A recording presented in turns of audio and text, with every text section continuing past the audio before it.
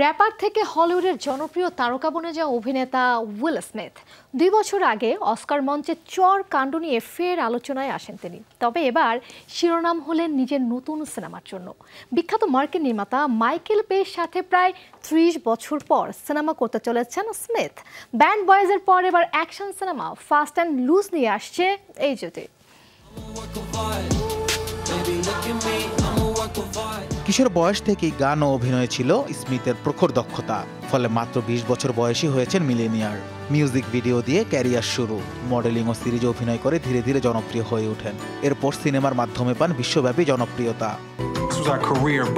1995 সালে হলিউডের অন্যতম অ্যাকশন ডিরেক্টর মাইকেল বের ব্যাড বয়েজ সিনেমার মাধ্যমে যাত্রা শুরু হয় উইল স্মিথের। সিনেমায় মাইকের চরিত্রে অভিনয় করে বেশ প্রশংসিত হন। সাফল্যের পর একে একে 3টি কিস্তিতে অভিনয় করেন। এবার ফের জুটি বেঁধে নতুন action cinema fast and loose দিয়ে একত্রিত হতে চলেছেন স্মিথ ও বে জুটি।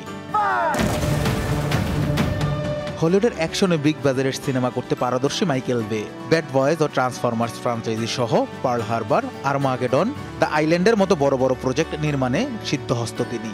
এরই ধারাবাহিকতায় ফের action cinema fast and loose নিয়ে হাজির হচ্ছেন এই গুণী নির্মাতা। সাথে আছেন তার পুরনো বন্ধু স্মিথ। অন্যদিকে 2002 সালে প্রথম অস্কারে মনোনয়ন পান উইল। পরে আরও 2টি সিনেমার জন্য মনোনয়ন পেলেও কিং রিচার্ডের জন্য অস্কার ঘরে তোলেন। সেই বছরই চরকাণ্ডের পর তিনি 10 বছরের জন্য অস্কারে নিষিদ্ধ হন। ম্যান ইন ব্ল্যাক, ফোকাস, হিচ, আলের মতো ব্যবসা সফল সব সিনেমা উপহার দিয়েছেন এই অভিনেতা। জানা গেছে নতুন সিনেমায় 2টি চরিত্রে অভিনয় করতে চলেছেন স্মিথ। একটি চরিত্রে দেখা যাবে অপরাধ জগতের রাজা ও অন্যটি একজন CIA এজেন্টের। গল্পে দেখা যাবে তিজুয়ানা নামক এক শহরে আগের সব স্মৃতি হারানো এক লোক চলাফেরা করছে। পরে দেখা যায় অতীতে তার 2টি সত্তা ছিল। এমনই অদ্ভুত এক গল্পে এগিয়ে যাবে অ্যাকশন ঘরানার সিনেমাটি। জন হোবার, এরিক হোবার, ক্রিস ব্রেমনারের মতো লেখকরা এই সিনেমার গল্প লিখেছেন। স্মিথ সহ কেলি ম্যাককর্মিক ও ডেভিড লেচ থাকবেন প্রযোজকের ভূমিকায়। এছাড়াও মোশন পিকচার ওয়েস্টব্রুক স্টুডিও সহ প্রযোজনার জন্য আলোচনা করছে। স্মিথ ও মাইকেল দুজনেরই ক্যারিয়ারে হিট সিনেমার সংখ্যা চোখে পড়ার মতো। সেই সাথে রয়েছে ব্যাড বয়েজ সিনেমার খ্যাতি। ফলে বলা যায় দারুণ একটি সিনেমা পেতে চলেছে দর্শক।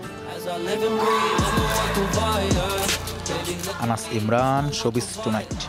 Now they framing me, painting in the dark.